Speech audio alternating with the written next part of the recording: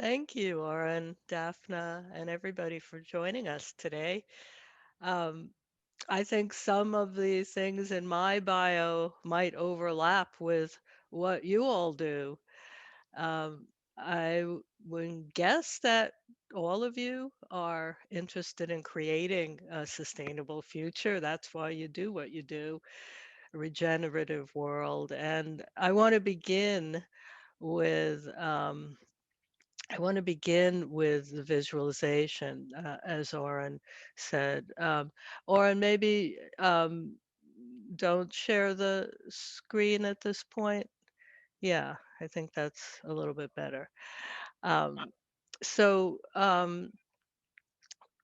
I invite you to, if you're comfortable closing your eyes for this experience, that would be wonderful. That would be ideal.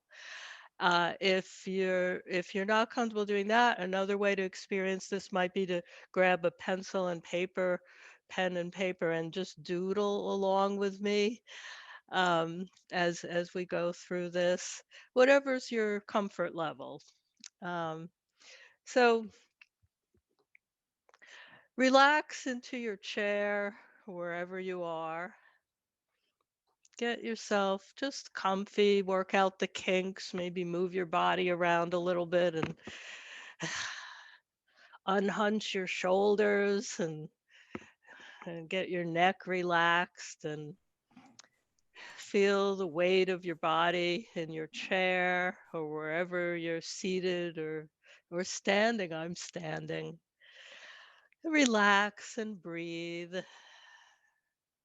Just relax and breathe. That's all you need to do right now. And bring your awareness into your body, into your mind, just listening to the sound of my voice. So you can imagine along with me. We're going to take a little journey together as you continue to just breathe and relax and open to this experience, relaxed and open. If your eyes are closed, you might imagine the screen behind your closed eyes widening and deepening so that you could almost just step through into an imaginary world, a world where you can create what you desire for the sustainable, regenerative future. This is no holds barred. We're going to go and see that future together. We're going to experience it, feel it with all of our senses. So come along with me. Maybe there's a path that emerges just before you, and you can walk along it or move along it to find a vantage point, a way to enter this future. Let your heart lead you, not an intellectual exercise. Just let your desire for that world you want to create lead you there. Go there with me now. Move along until you find the vantage point where you can actually see what the world looks like, the sustainable, regenerative future. You see it just up ahead, a way to enter. You can go there now with me as you continue to relax and breathe, and it's just right there. You can enter it. So join me now, stepping through into that world, that future, that experience. Be there and look around and notice the terrain, the landscape, whether you're in the city, a town, whether you're in nature. Sense what's under your feet, what's around you, who might be around you in this future world.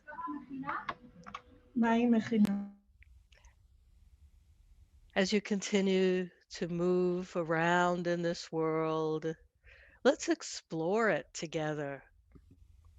Let's walk around, move through the world and see what's there, who is there, how this world works. I want you to sense it with your whole body, taste it, smell what's in the air, hear the sounds of this world all around you. Notice how far you can see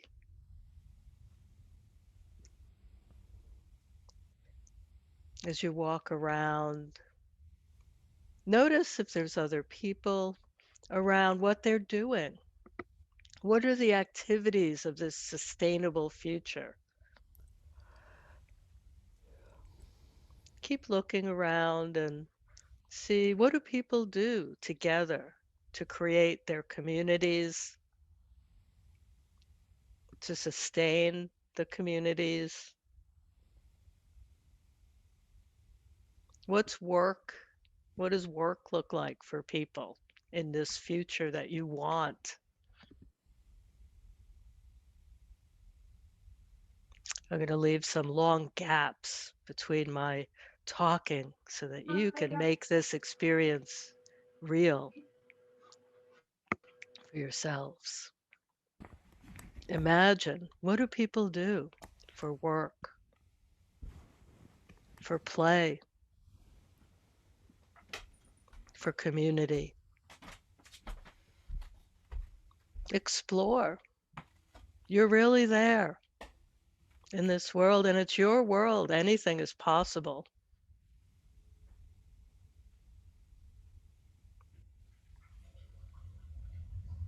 How is a town or a city laid out in this world? Can you see it? Can you hear the sounds of a city or a town or whatever kind of an organization people have created to live within?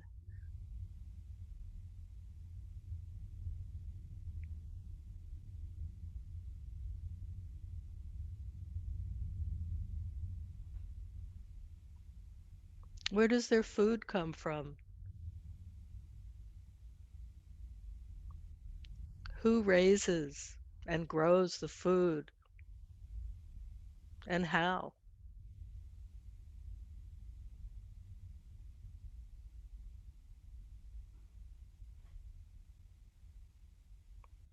How's the food distributed? How does it get to the people?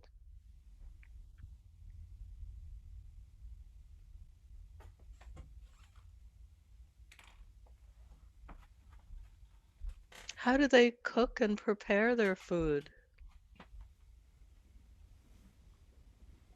in this regenerative world? What's a meal look like? Go look in someone's window. Spy on them. See what they're doing in their kitchen. Maybe it's an outdoor kitchen. Can you smell the food that's being prepared? Maybe you could taste it in the air and the wind.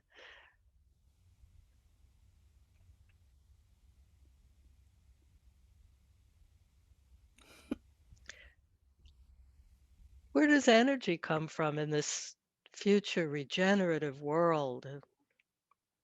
What's the power source and the infrastructure for energy? To continue to explore, see if you find clues so that you know how this world is powered.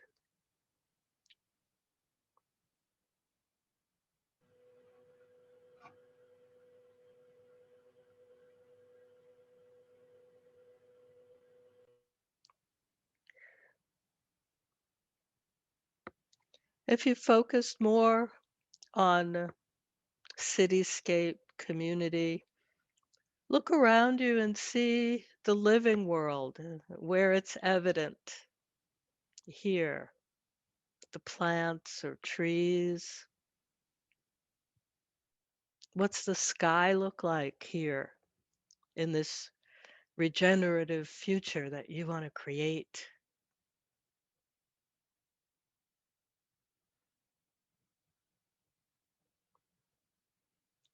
What kind of birds or insects or other animals do you see in this world as you continue to explore.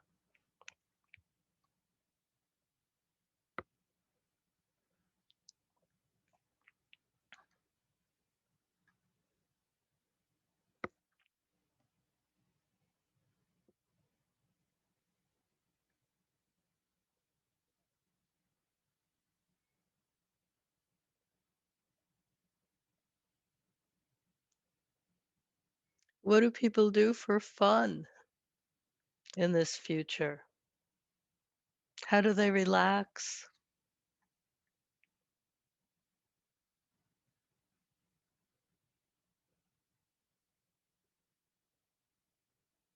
How do they gather?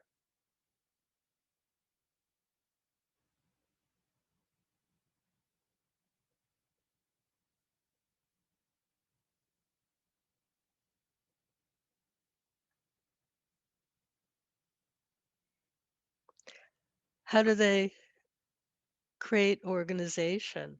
How are they organized? Is there a governance system in place?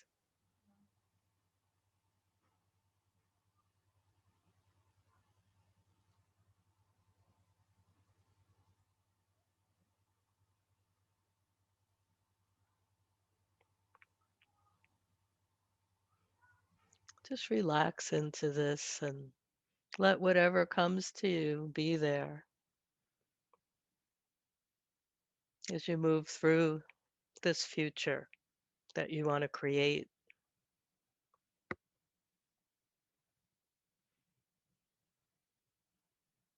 Take pictures or movies with your mind so that you remember what it looks like and feels like and sounds like.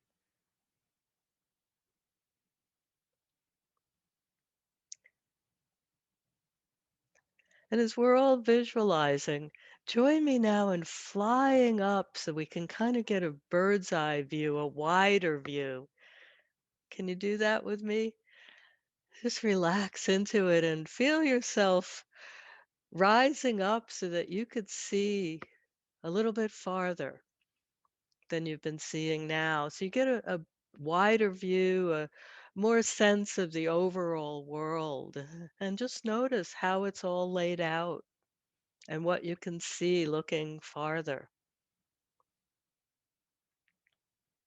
Noticing how much nature is present compared to community, cities, towns.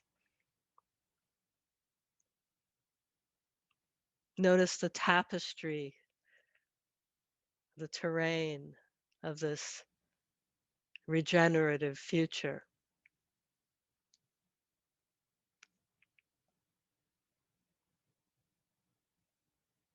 Maybe you're sensing some of the infrastructure,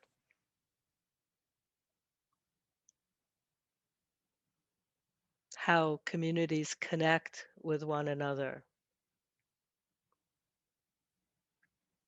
what type of conveyances or vehicles people use to travel,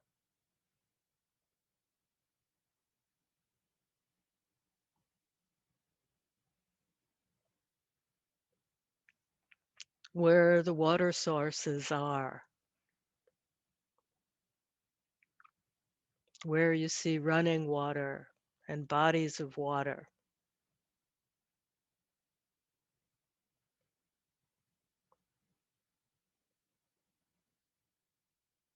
where you see the green world, the forests,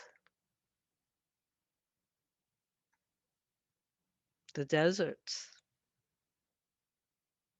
the planted areas.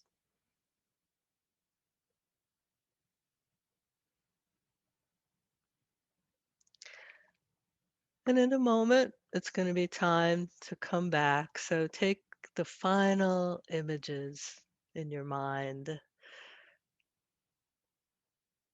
Know that you'll remember whatever you're experiencing and seeing as you come back into your body, kind of traveling back from this future to the present.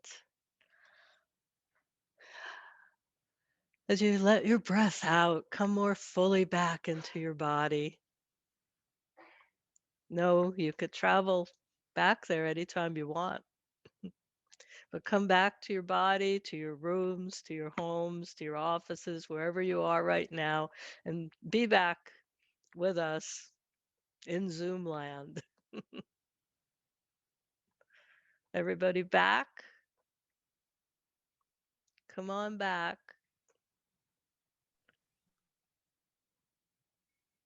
You might say your name out loud while muted to just make sure you're back, and maybe clap your hands a little bit, pat your body, and like shake yourself up. I'm back. I'm present. I'm participating now. I'm seeing all these wonderful people on Zoom.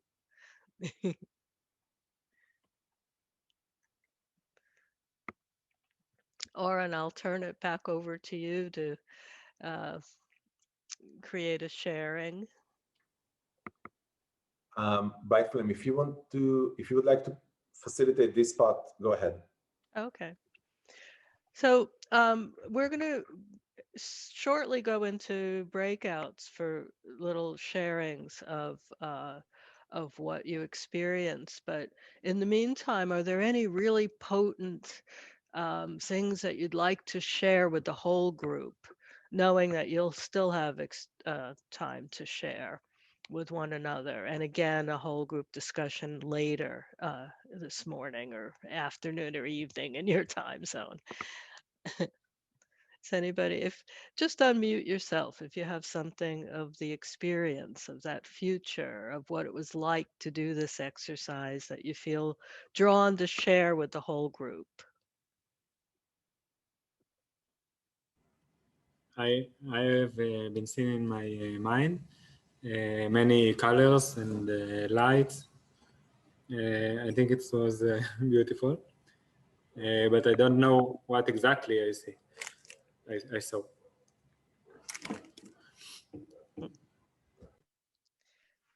Well, no, this is an experience that you may not be familiar with using this kind of technology for visualization, and you can recreate this experience for yourself. The more I do this a lot with groups that I work with, so I can sink right into an experience like this, and the more you practice doing it, if you'd like to, the more vivid the sensations will be and the feelings. Sometimes some of us are visual that we see these things. Some of us just know what's there. Um, Even if we can't see it, we just have a sense of what is there in a visualization. Some of us are more auditory, we hear, or kinesthetic that we're sensing as we move. So let it be whatever it is and discover, what comes to you. Judy, I saw you had your hand up.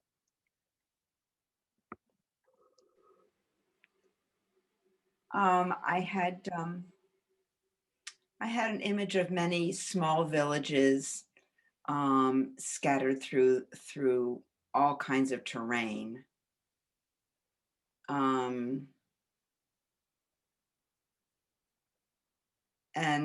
the in these smaller groupings, roads the major roads would have. You said what kind of energy would we have? So I thought solar arrays across the country. Didn't like that so much. So I thought better to have solar paving stones that would generate all the electricity that was needed, especially for transportation, and that the transportation would be in the major areas, like trolleys that would run on like a cable car, but not cable. It would be they would connect to the electricity that's generated in the roads, and that the smaller areas in between these major arteries would be walkable or bicycleable or even by horse, and that there would be bridges over those major arteries so that people could walk over them and animals could walk over them too. Thank you. Let's take time one more. Oren? Can I share? Go ahead. Well, my English is a bit rusty, so sorry for it. But basically, at first, I felt more like the Stone Age. I was like going back on time and not forward. And then when you mentioned to, well, Daphne knows me, so I haven't seen many people there. I mostly seen trees, animal. I saw communities that can stay and live together with animals and with the nature. So if I saw people, it was a very small group of people. And when you asked about jobs and what people do for fun, so they live their life in a way that, well, basically we call it in modern life that they survive, but it's not a survival, because we come to a kind of balance with nature that it's not to survive. It's like a way of living which is very different from what we know today. And then you ask to focus in the cities, and then I was thinking, well, these kinds of nature and forest, which I imagined in my mind, doesn't exist everywhere, and cities take place more and more in our world. So I started to think about what's going to happen to all those buildings, which are not necessary in my world that I imagine.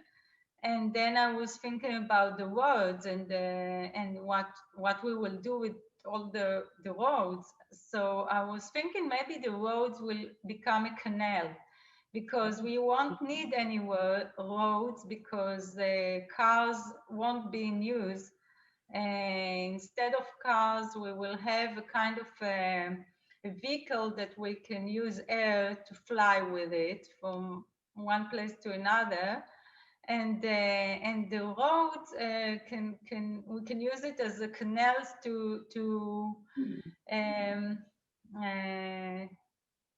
for water. It can be salty water as well, by the way. It not necessarily have to be like drinking water. And for last, I was thinking about the buildings, who will stay there. And then I was thinking about technology that maybe we can find a way to manufacture chlorophyll, which is in the leaves of the trees and the plants, and all the buildings will be painted with these kinds of chlorophyll. And they can do photosynthetic and oxygen and make the cities like greener cities. Wow. This was the idea. Thank you for sharing that. I think, Oren, maybe it's time to go into breakout groups and share a little bit more time. We're going to do breakouts of, what did we say, 3 to 5 people for Yes, 15, 10. we're going to send you in small groups, 3 to 5, not more than that, so everybody has enough time to share. And then we invite you to use the Google Doc that I just shared the link in the chat box to document a little bit of your experiences.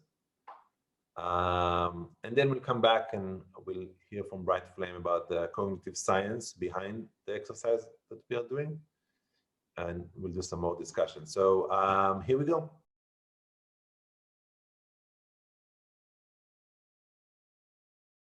Hi, everybody, welcome back.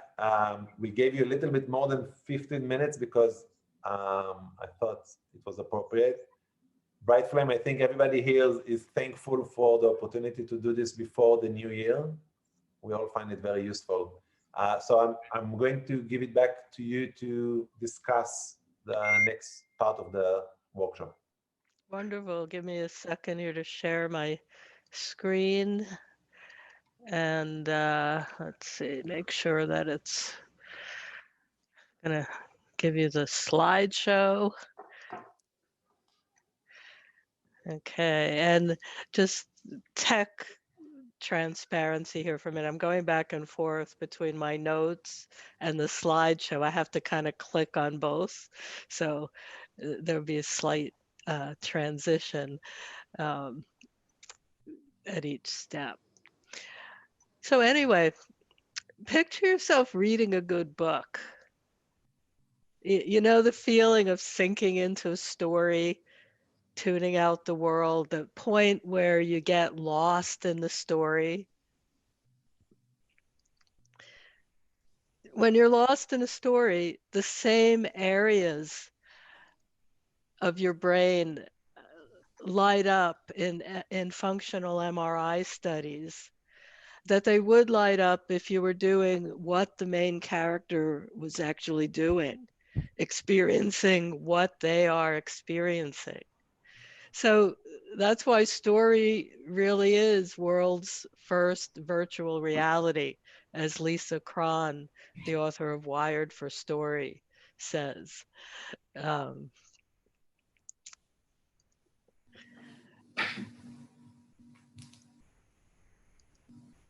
So we make sense of the world through story, and experience is the best teacher, but story is the second best because it simulates experience.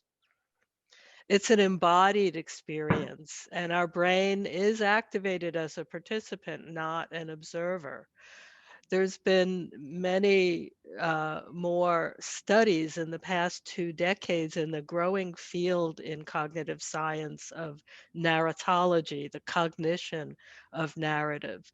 It's helping brain researchers and psychologists know how our brains function and how we organize memories and thoughts.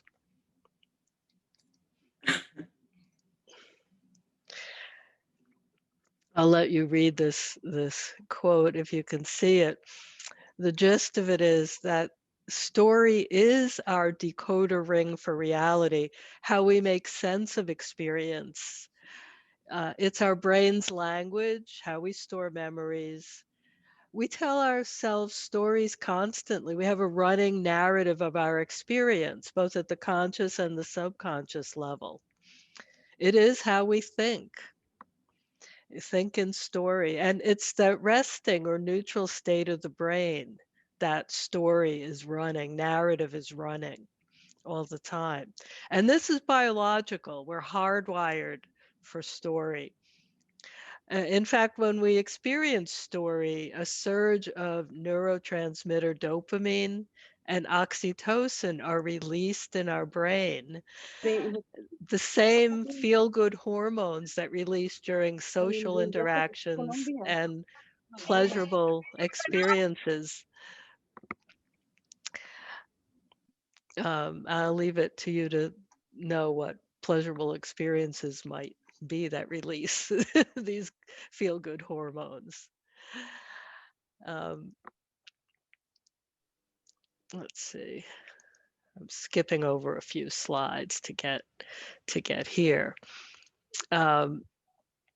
Stories instill meaning directly into our belief system in the same way experience does, not by telling us what's right, by allowing us to feel it ourselves. And so stories change beliefs, facts don't. Analytical thinking is useful, but it's story, it's narrative that changes thinking. Though analytical thinking, we apply that in stories. When we're reading stories, experiencing stories, making sense of the world, we're constantly asking ourselves, at least implicitly, what if, or how would this work? So there's some level of analysis going on, but within the context of story. And public relations marketing professionals know this, right? This is the basis of successful ad campaigns. If you tell a good story, you hook your audience. I'm going to give you an example. There's an ad campaign in Brazil, Recife, Brazil, if I'm saying the town right. The a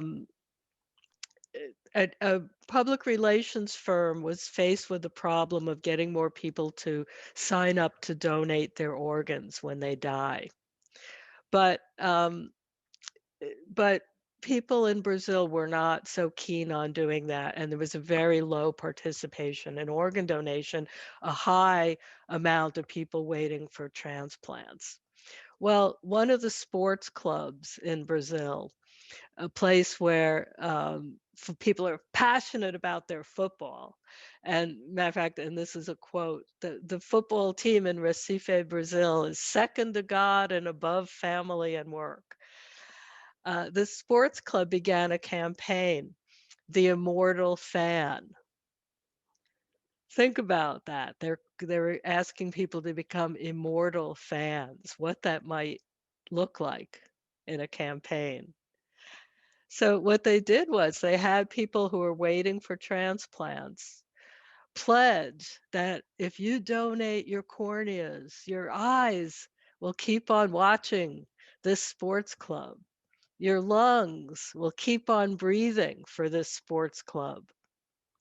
My new heart comes from a sport club fan and it'll keep beating for the sports club.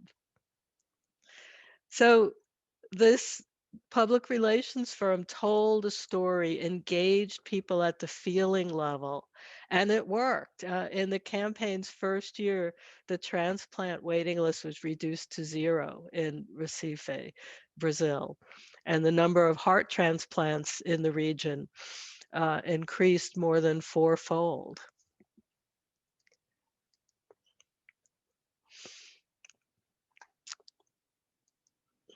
I don't know if you can see the writing in here, but it really doesn't matter. What story do you think this ad tells? The top part, in case you can't see it clearly, are melting glaciers. The bottom part is water rising, about to engulf a city.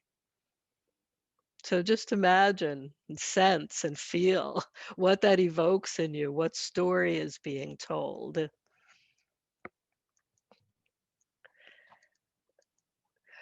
Compare that with this way of presenting the same information.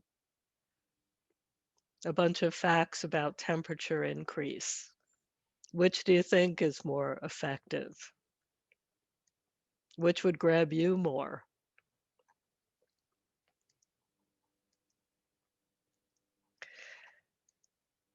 So Totally the picture. I'll remind everybody to stay muted if you're while you're listening.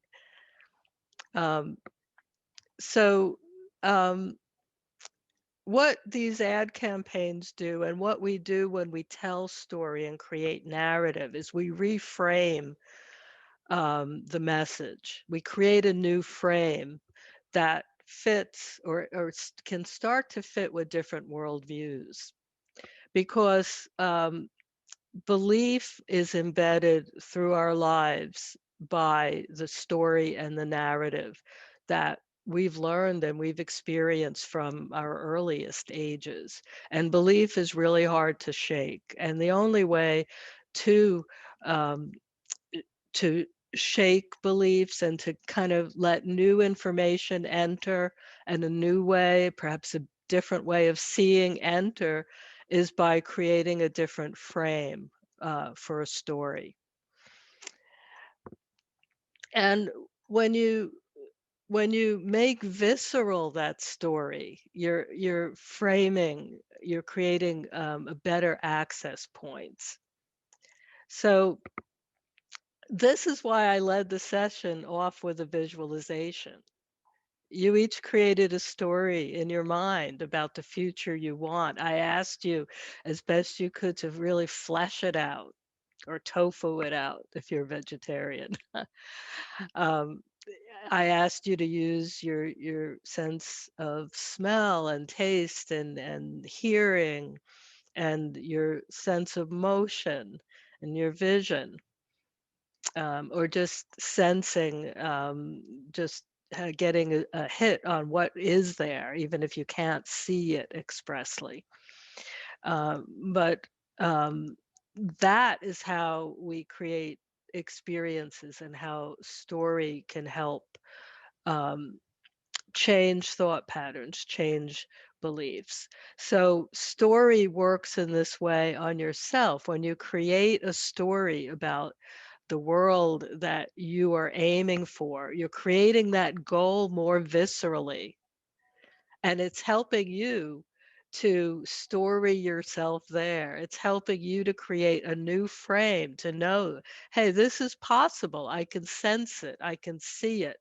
And then it inspires you more to be able to share that type of a world with others, help them reframe a story of what's possible for themselves.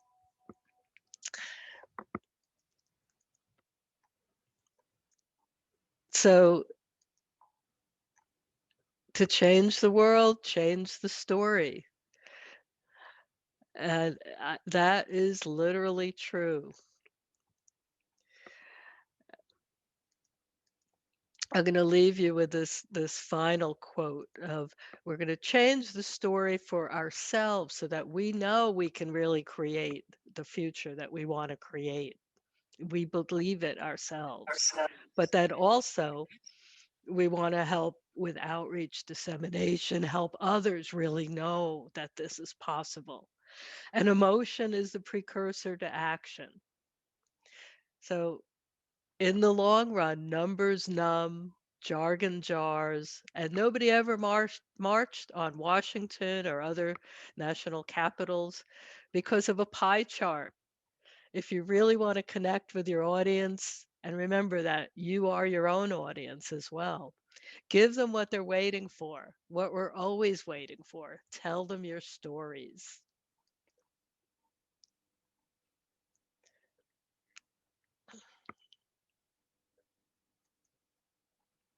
I'll bring us back to the whole group now, and we can have more discussion. I think now we'd like to talk about, well, how might you apply what I've shared with you, working with story, um, to pedagogy, to content creation, curricula, to outreach and dissemination, in any of the work that you do, or even in your personal life? How might we use it to spur people to action and actually create this regenerative future that I think we all want? So, Oren, should I turn it back to you to facilitate? People can use the chat. Um, I suggest we hear from people we haven't heard yet. So, Judy, if you're okay with waiting a couple of minutes. oh, I'm seeing in the chat, Daniel, yes, braiding sweetgrass. Matter of fact, um, I just, um, there's an article on our website at Teachers College, the Center for Sustainable Future, that I wrote, and Erica put it up for us just last week. And you will see me drawing heavily on the work of Robin Wall Kimmerer. So I second that notion to read that book. Others who'd like to respond to Brightflame invitation?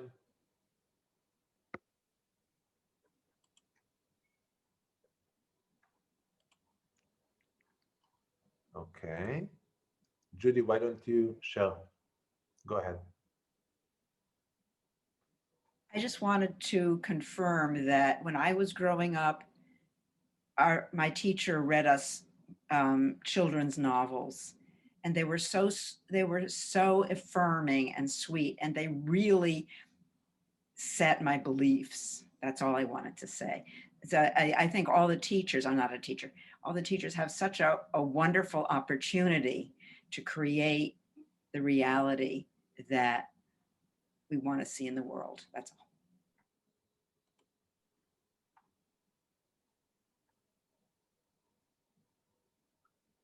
Others?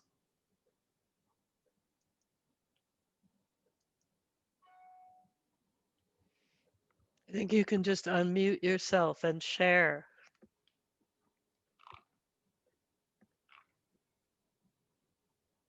Hi, one of the things that we were talking in our group, and I think it was not a finished conversation there, but it's about giving the students voice. And I think it is something that we need to learn to do more often, that just those to rule the classroom or the space where the kids are. It's helping us to shape the present and imagine the future, but with them voices. Look how now we are using all these devices. When all of us were kids, we were watching movies about the future and all this. Oh, we are going to have these video phone calls, and look, here we are. And I think when we are working with kids in particular, they have this incredible imagination that can reach beyond the stars, you know? And I think that will be a very good way to really shape our present for a better future, to hear the kids' voices.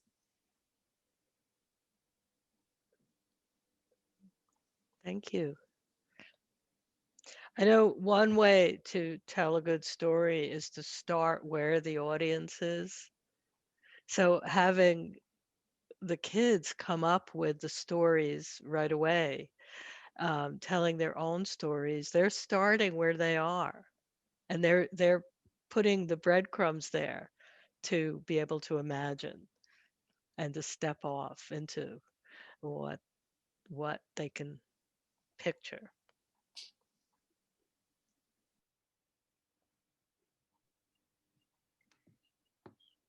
In New Mexico, where I went to elementary school, I went to a very, very small school in a mountain town, and the teachers there did not follow any kind of state curriculum really. And so I had a very interesting beginning of my education experience, but this conversation reminds me of it because literally through my entire second grade year, every day we were given a new picture prompt, and we were told to write whatever we wanted based off of the picture we saw. And so I am grateful for that, but also it caused a lot of issues along later, catching up in math and other subjects. But it really helps, I think, me personally reflecting, what I can imagine and being creative. And then moving on through school, the more emphasis on other subjects, it kind of just dampens that away almost entirely. So I just wanted to offer that. I think as my personal reflection, I think this is helpful to try and bring that back. Yeah. A lot of writers use visual prompts to begin stories.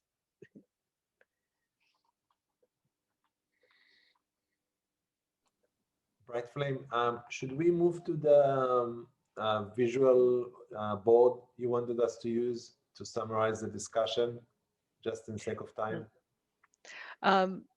Yeah, did I see Yaron? Did you have your hand up? Or I see you're unmuted. Maybe we get one more Okay, comment in. I can say that my my uh, my voyage was not through forests and new energy, but through people. Uh, I was trying to visualize how conversations could become uh, uh, more friendly, more to try to create some communication between different communities. We in Israel live in a time where uh, if there is some communication, it's harsh communication. It's fighting each other very, very much, and thinking about different communication, and maybe thinking about different communication that starts in the classroom is and in our chat group, in our room that we were all trying to say that our vision is to start right away, not to wait for the far future.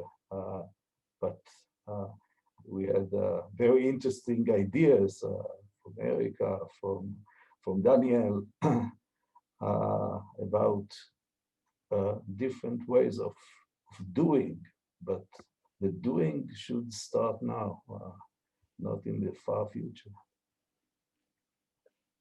Thank you. That's a good way to end the discussion. Yeah.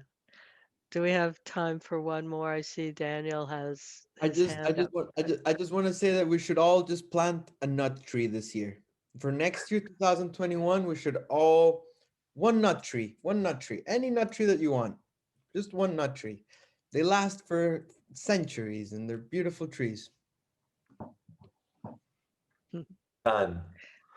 Okay, so I'm inviting everybody to join us on Jamboard. I pasted I placed the link on the chat box, and I'm going to share with you the screen. It's basically a gigantic board where we can all do things together to wrap up this workshop. Brightflame provided a prompt for us. Brightflame, do you want to give more instructions of what you want people to do with this? Yeah, this is kind of, think of it as a doodle board. Like you can use words, images, drawings to capture the experience of our workshop today, either the experience of what you saw in the visualization, the story, try to capture the story that you told, and write all over the board. This isn't a linear, like one after another. Use the whole board and draw and and and write words. I've not used Jamboard before, so we'll see what we come up with. This should just be like this kind of giant expression that captures the zeitgeist, the gist of what we did today, and we can So, see what we end up with. so you can use the text box option. You can use the pen with different colors and different shapes. So, for example, I'm now drawing a circle. Okay. I'm now deleting it, but feel free to use any of the tools here, and you can draw lines or connections between ideas as well.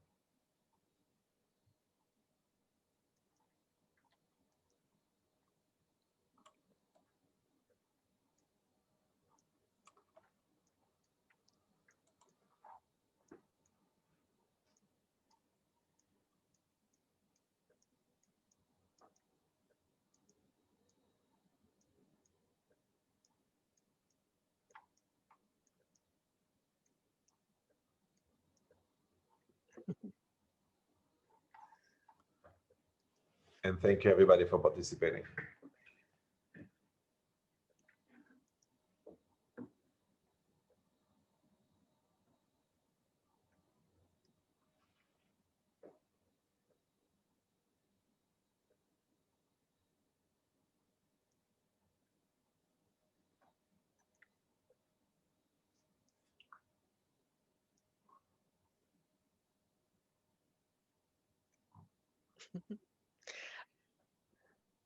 It's very magical seeing all these images and words emerge and symbols.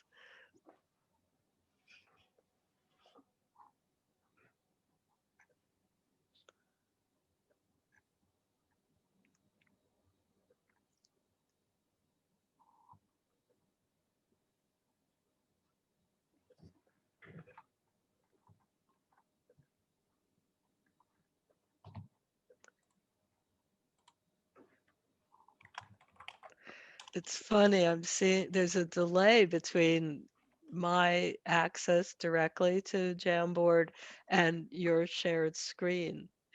There's things I'm seeing on the shared screen, that orange version, that aren't yet in the link I'm using. So I'm just watching it all come into being.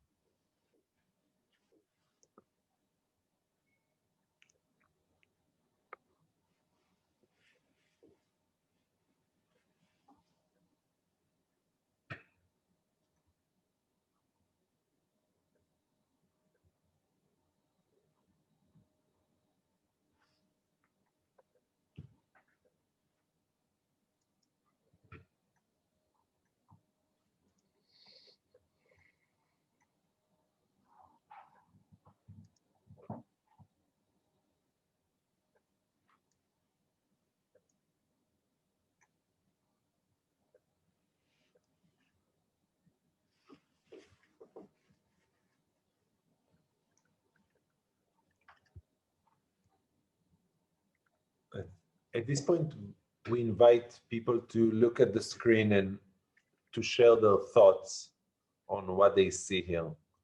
And that will be our last activity for today.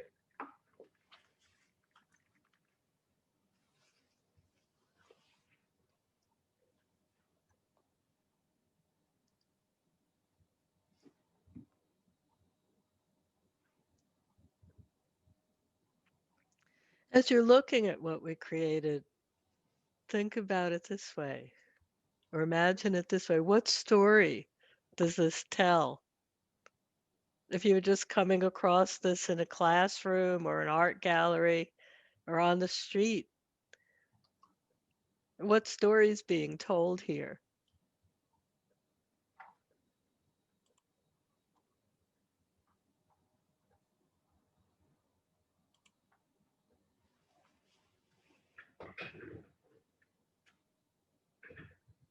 Story of connection, positivity, love.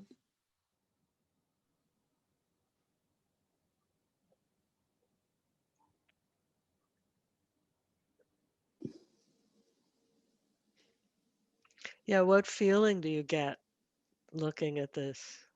Love really stands out here. Connection, working together.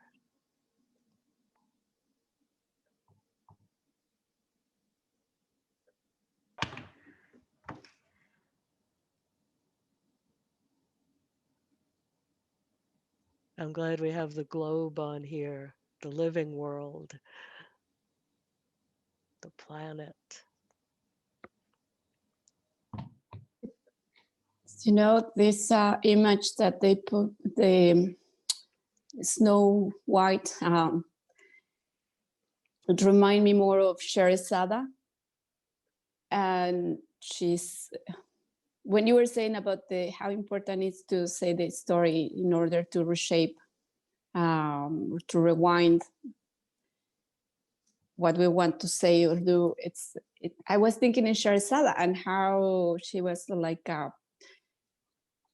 she was facing every day the aunt's death, and because she was telling a story, she was saving her life over and over.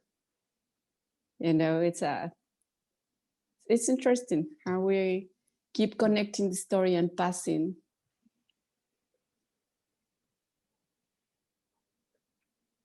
Thank you.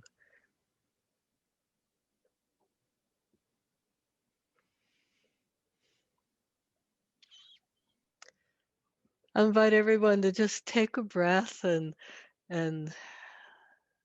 look at what came into being from our time together. Just take it in, breathe it in, take it in with your eyes, feel it with your whole body. 'Cause that's how story works.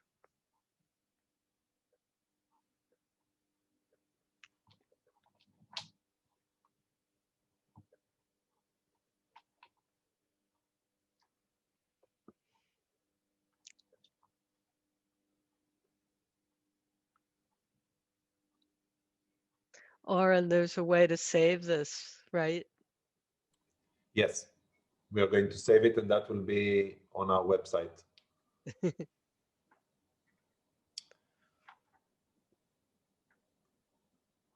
So if it's okay, I'm going to stop sharing the screen, and I'll let Brightflame to say any final words about the workshop of today, and if there are resources you want to share with us, we can post it on the website. Go ahead if you want to have any conclusion. Yeah. The conclusion is basically thank you. Thank you for joining me today. I love to do this kind of work because I feel like it really helps create that world that we're all aiming for, that we want to bring forward soon. And I like to create experiential exercises for all different purposes. So if you're considering any and you want to talk them over, you're welcome to contact me. My email's on the website, the Teachers College website.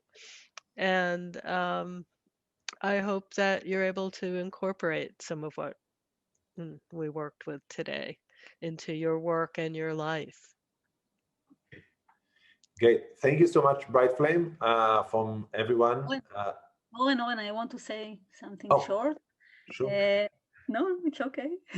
I just want to say that sometimes it's not so easy to create the feeling of trust between people that are, some of them are totally stranger to each other, especially in this type of squares of Zoom.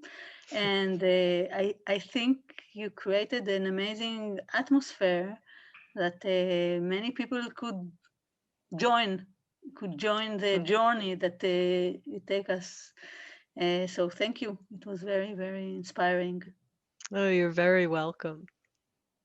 Yeah, I was about to share, I shared it in my small group that people who knows me know that I am the last person to engage in something like this. This is not my thing. I do believe that pie charts can get people outside to the streets. That's why I teach stats. But I think that Brightflame is so talented and skillful in how to facilitate this, that it was, even for someone like me, that is more skeptical, I really enjoyed it. So thank you so much, Brightflame, for doing this. And thank you everybody for joining us. One of the key words on this mural that we created today is connection and community. And I feel that this workshop over the past 8 months served that purpose very nicely. Seeing everybody once a month, checking in, small group discussions, food for thought. We didn't offer any real food, so at least food for thought, that was good. And I really enjoyed it. So I'm looking forward to see everybody in 2021.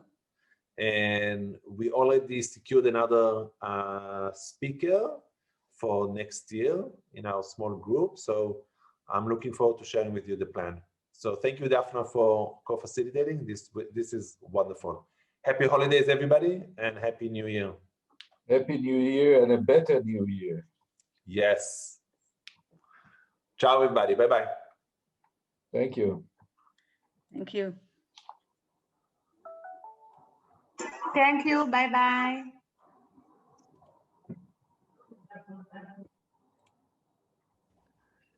Oren, did you want to touch base?